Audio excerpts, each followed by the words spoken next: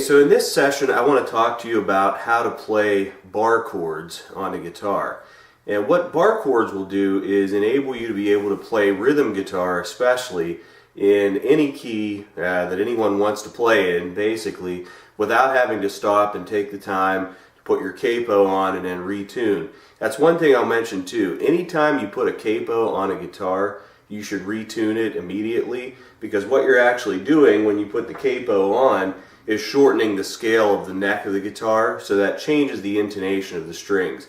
And depending on, just a number of different conditions, it can either go sharp, can go flat. Some strings will go sharp, others will go flat. It's just a real combination of things that can happen. So how the bar chord works, it's basically the same idea as using a capo, but what's going to happen is we use our index finger as the capo. Part of the reason it's called a bar chord is because we're essentially barring the entire neck of the guitar, all 6 strings, with our index finger.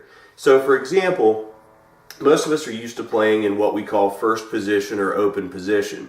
And capos do have a purpose if we want to be able to play those full ringing chords all around the neck that we get, from the open strings of the guitar resounding.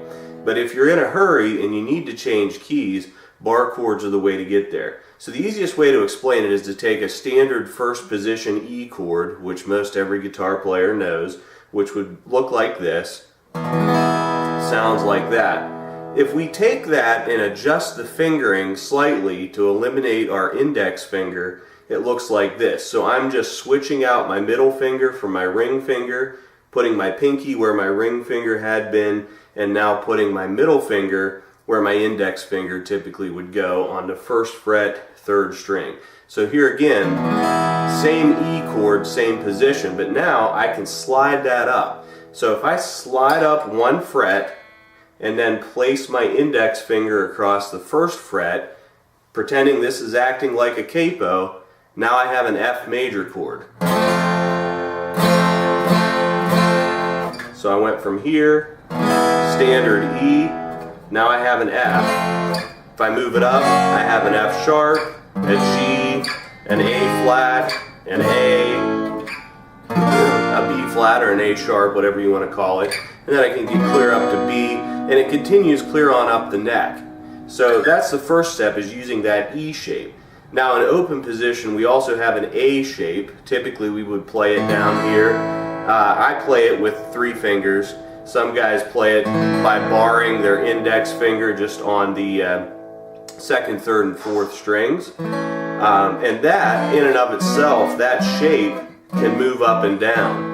And this is a little bit more complicated because it's actually almost a double bar. But if I get back to that E-shaped bar chord playing in the key of F, if I simply lay my ring finger down across the strings and then don't play the 1st string when I strum, I get this.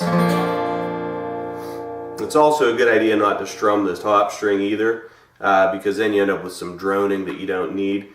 So here's an example, going from an F to a B flat. Here's F, here's B flat. Now if I want to get to C, I just slide up 2 frets. Then back to F. So once I've gotten to the point then where, let's say I've been playing a song with a group of people in the key of G, we're in this area, G, C, D, and they want to switch and play either the same song or a different song that's in A flat. All I need to do, without getting a capo out and putting it on the 1st fret here and then playing a G position on the 4th fret, is to simply bar the 4th fret and then put my E position behind that. So there's an A flat chord. The 4th chord in the key of A flat is D flat, so if I play my A shape, there I have my D flat chord, and if I slide that up 2 frets, now I have my E flat. So I can play rhythm guitar in those chords. Here's my A flat going to D flat. Now I'll go on to E flat. Back to A flat. And the beauty of it is that works anywhere. If you wanted to play an E flat, E flat would be your root chord. Your 4th is A flat, which we already know is here. And your fifth chord is B flat, which is 2 frets higher than A flat on the 6th fret. So playing an E flat, a simple 1 chord, 4 chord, 5 chord pattern would sound like this. Going to A flat, going to B flat, and back to E flat.